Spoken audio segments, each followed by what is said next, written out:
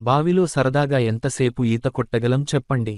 మా అంటే ఓ గంట, 2 గంటలు. కాని, ఈ వ్యక్తి మాత్రం ఏకంగా వ్యవసాయ బావిలో 30 గంటలు ఉన్నాడు. నీళ్లలోనే 30 గంటల పాటు నరకయాతన అనుభవించాల్సి వచ్చింది.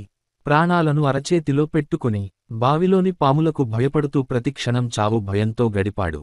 కాని, అతడి ఆత్మస్థైర్యం ముందు చావు కూడా ఓడిపోయింది. అతడి ధైర్యమే అతడిని మృత్యుంజయుడిని చేసింది.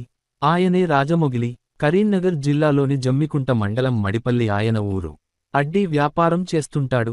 ఇటీవల హన్మకొండలో బంధువుల ఫంక్షన్కు హాజరై, తిరిగి తన ఊరికి బండి మీద వెళ్తున్నాడు మొగిలి.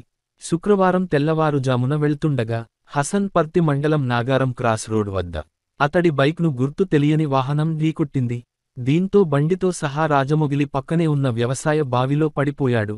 ఈ ఘటన శుక్రవారం తెల్లవారుజామున 3:30కు చోటు చేసుకున్నది.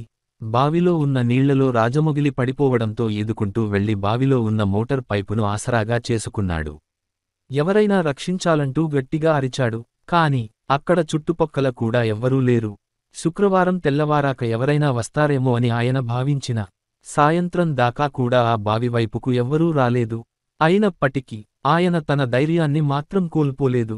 రక్షించాలంటూ అరవసాగాడు. మరోవైపు బావిలోని పాములు ఆయన వైపు దూసుకు రావడంతో, వాటిపై చెట్ల ఆకులు, కట్టెపుల్లలు విసిరేస్తూ వాటిని భయపెట్టి ప్రాణాలను అరచేతిలో పెట్టుకున్నాడు. శుక్రవారం రాత్రి మొత్తం కూడా అదే బావిలో గడిపాడు. చివరకు, శనివారం ఉదయం 10 గంటల సమయంలో రాజిరెడ్డి అనే రైతుకు రాజమొగిలి అరుపులు వినిపించాయి. దీంతో వ్యవసాయ బావి వద్దకు వెళ్లి చూడగా, అందులో రాజమొగిలి ఉన్న విషయాన్ని గమనించాడు.